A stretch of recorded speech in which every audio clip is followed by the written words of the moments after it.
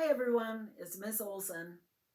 I hope you've enjoyed the book so far, and we are reading the last few chapters of The Wild Robot by Peter Brown. Let's get started. Chapter 77, The Meeting. Strong, nimble creatures carried Roz up the sea cliffs and across the island. They carefully propped her up inside the nest. They built a fire, and then they left the robot with her son. Roz and Bright Bill sat there, staring at the flames, until the goose finally said, "Do you need anything, Ma?" "I could really use some new arms and legs," the robot chuckled at her own bad joke. "That isn't funny," cried the goose. "My mother is broken, and I don't know what to do about it." "I'm sorry for joking." Roz adjusted her voice to a more serious tone. "I know you want to fix me, but there's nothing anyone here can do." At these words, her son looked away. "Bright Bill, I'm afraid we have some difficult decisions to make. I think you should arrange a meeting of our closest friends. We could use their advice." The goose disappeared at the door, and soon Roz's oldest and wisest friends were on their way. Loudwing was the first to arrive. She limped into the lodge on her injured foot and sat close to her robot friend. Mr. Beaver appeared next, followed by Fink and Swooper, and then Tawny curled up on the floor.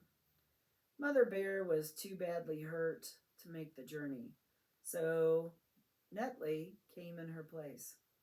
She sat in the garden with her enormous head jutting in through the doorway.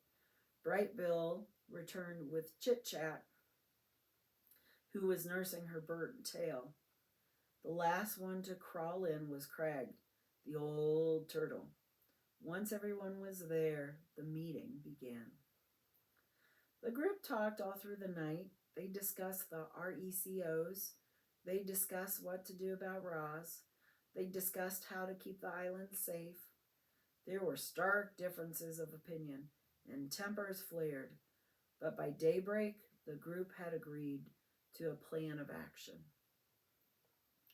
That morning, the dawn truce didn't take place in the great meadow.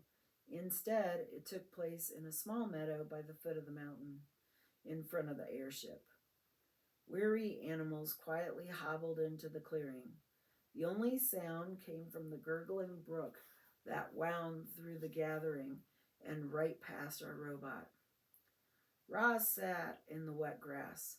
She was leaning against a rock. She looked so sad and frail. However, she still had her thoughts and her words, and for the moment, that was all she needed. "Good morning, animals of the island," Roz's voice filled the meadow. "I must look strange to you, all beaten up like this, but I hope I still sound like your old friend." Hundreds of heads nodded.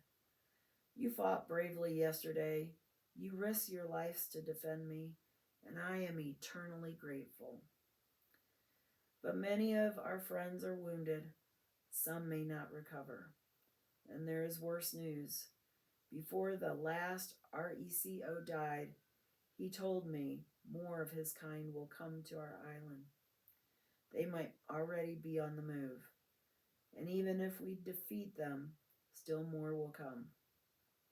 My makers will not rest until all their property has been retrieved. They want the dead robots. They want the broken parts. They want me." The crowd was silent.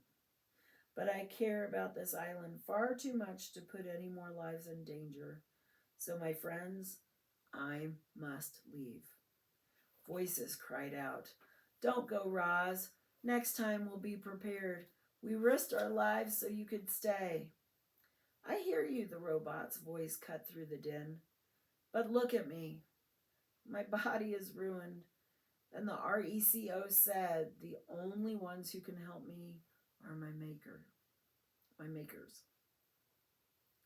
"What if he lied?" howled a voice. You can't trust those monsters. You are right, said Roz. He might have been lying. There may be no hope for me, but that is a chance I have to take. Animals, you taught me to be wild. I want to be wild again, and so I must try and get the repairs I need. It is for the good of me and the island that I return to my makers. A calm settled over the crowd. They knew Roz was right. Chapter 78, The Farewell. Our robot had an army of animals at her command, and she asked them to bring every robot part and rifle back to the airship. Absolutely everything had to go. It was the only way to be sure that the RECOs would never come back. The island animals had no trouble locating the remains of the dead robots. Retrieving those remains took a bit more effort, but they were up to the challenge. Teams of clever creatures returned with robot parts of different shapes and sizes, smashed heads and broken rifles, and twisted tubes and heavy bodies were all loaded into the ship until the entire island had been cleared. Even the tiniest scraps were collected. It's amazing what an army of animals can do. A light mist was falling when they finally heaved Roz through the ship's doorway. Her head slowly turned around to face the crowd of geese and beavers and owls and insects and foxes and raccoons and vultures and moose and bears and possums and fish and deer and otters and turtles and woodpeckers and squirrels and frogs and hares and on and on. Every animal on the island had come to give the robot a proper send-off. Goodbye, you wild animals, Roz's voice echoed through the gray mist. The wild animals smiled, and then a few of them started to roar, and more started to screech, and then more started howling and chirping and grunting. Soon, every creature was hollering goodbye to Roz. The chorus of wild voices grew louder and louder, shaking the robot's body, rattling the ship, booming across the island and up into the clouds. And then their voices gradually died down to silence. Bright Bill fluttered up to his mother's shoulder. You understand why I must leave, said the robot. I understand, sniffed the goose. More RECOs could be heading here right now. I just don't know. There's so much I don't know. I think it's time I get some answers. Will I ever see you again? Said Bright Bill, wiping his eyes. You are my son, and this is my home, said Roz. I will do everything in my power to return. Bright Bill hugged his mother's worn face. I love you, Mama. I love you, son. The goose fluttered back to his flock.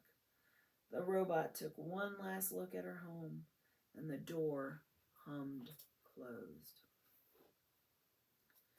Chapter 79, The Departure. The airship's engines automatically fired up. Then the ship slowly floated above the island, turned to the south, and then disappeared into the clouds. Chapter 80, The Sky. Our story ends in the sky where a robot was being whisked away from the only home she had ever known. As Roz sat in the airship, broken and alone, and speeding toward a mysterious future, she looked back at her miraculous past. Reader, it must be impossible that our robot could have changed so much.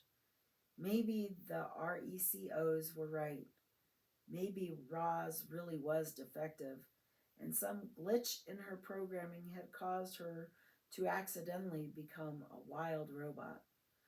Or maybe Roz was designed to think and learn and change. She simply had done those things better than anyone could have imagined. However it happened, Roz felt lucky to have lived such an amazing life. Every moment had been recorded in her computer brain. Even her earliest memories were perfectly clear.